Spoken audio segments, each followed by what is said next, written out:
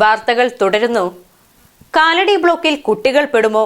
നിലവിലെ സ്ഥിതി വെച്ച് നോക്കിയാൽ രാവിലെ 7 മണിക്ക് വീട്ടിൽ നിന്നിറങ്ങുന്ന കുട്ടികൾ വൈകിട്ട് 7 മണിയാകുമ്പോഴെങ്കിലും തിരിച്ചെത്തിയാൽ ഭാഗ്യം.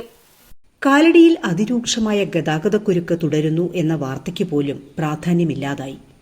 നിത്യേനയുണ്ടാകുന്ന കാര്യങ്ങൾ അല്ലെങ്കിലും വാർത്തയല്ലല്ലോ.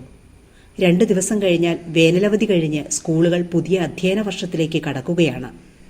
മഴയും പനിയും ജലദോഷവുമൊക്കെയായി അല്ലെങ്കിൽ തന്നെ ജൂൺ ജൂലൈ മാസങ്ങൾ രക്ഷിതാക്കൾക്ക് പരീക്ഷണ സമയമാണ്. കാലടിയിലൂടെ കടന്നുപോകേണ്ട സ്കൂൾ കുട്ടികളുടെ കാര്യത്തിൽ ഇനി അതുക്കും മേലെയാണ് ആവലാതികൾ വരാൻ പോകുന്നത്. കാലടി പാലത്തിലെ കുഴികൾ അടയ്ക്കുന്നതിന് പരിഹാരമാർഗങ്ങളില്ലാത്തതിനാൽ സ്വകാര്യ ബസ്സുകൾ അനിശ്ചിതകാലത്തേക്ക് പാലത്തിലൂടെയുള്ള സർവീസ് നിർത്തിവെച്ചു കഴിഞ്ഞു. അവരുടെ നിവൃത്തികേട് കൊണ്ട് അങ്ങനെയൊരു നടപടി എടുക്കേണ്ടി വന്നതാകാം. അത് മനസ്സിലാക്കി പാലം കടക്കാൻ കാൽനടയോ മറ്റു മാർഗങ്ങളോ മുതിർന്നവർക്ക് സ്വീകരിക്കാം. എന്നാൽ 3 വയസ്സ് മുതൽക്കുള്ള കുഞ്ഞുങ്ങൾ, അവരെ കൊണ്ടുപോകുന്ന 100 കണക്കിന് സ്കൂൾ ബസ്സുകൾ, പ്രൈവറ്റ് വാഹനങ്ങൾ, ഇവർക്കൊക്കെ പാലം ബഹിഷ്കരിക്കാൻ കഴിയുമോ?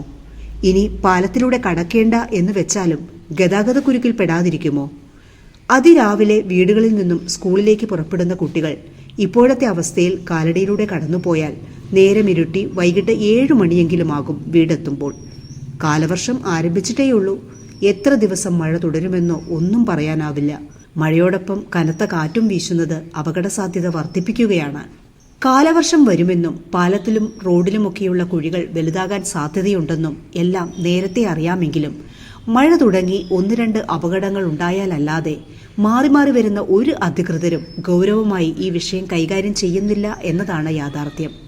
കോരിച്ചൊരിയുന്ന മഴയിൽ കുഴികളിൽ കോൺക്രീറ്റ് കൊണ്ടിട്ടാൽ അതുടനെ ഇളകിപ്പോകുമെന്ന് ആർക്കാണ് അറിയാത്തത്?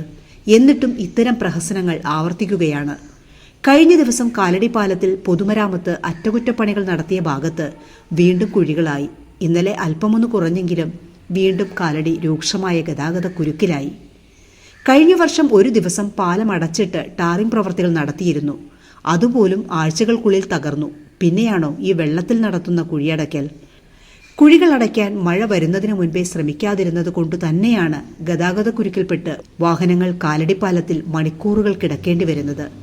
എന്തെങ്കിലും നടപടി ഉണ്ടാകുമ്പോൾ അതിന്റെ ക്രെഡിറ്റ് സ്വന്തമാക്കാൻ കാണിക്കുന്ന മത്സരബുദ്ധി എല്ലാ ജനപ്രതിനിധികളും രാഷ്ട്രീയ പാർട്ടികളും വകുപ്പ് ഉദ്യോഗസ്ഥരുമൊക്കെ പ്രശ്നങ്ങൾ ഒഴിവാക്കാൻ വേണ്ടി കൂടി കാണിച്ചിരുന്നുവെങ്കിൽ എത്ര നന്നായിരുന്നു. ഏതായാലും സ്കൂൾ തുറക്കുമ്പോൾ നമ്മുടെ കുഞ്ഞുങ്ങൾ വീടുകളിലെത്താൻ വൈകും. ആദി പിടിക്കുകയല്ലാതെ വേറൊന്നും നമുക്ക് ചെയ്യാനില്ല.